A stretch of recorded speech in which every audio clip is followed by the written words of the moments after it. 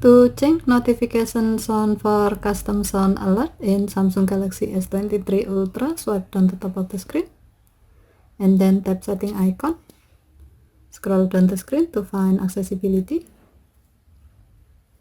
Tap accessibility and then tap hearing enhancement.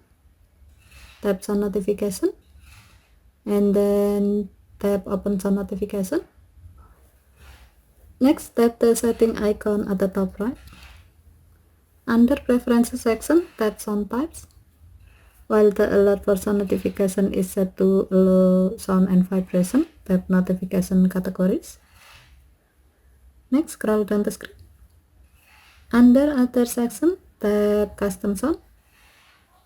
While the alert for custom sound notification is set to alert, tap sound. And then select the desired sound you like to use.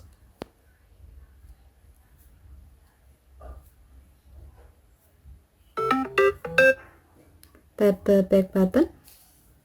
The notification sound for custom sound alert has been changed, which means your phone will play the selected sound when sound notification feature is on and it detects a custom sound that you have added before near you. Okay, thank you for watching. Have a nice day.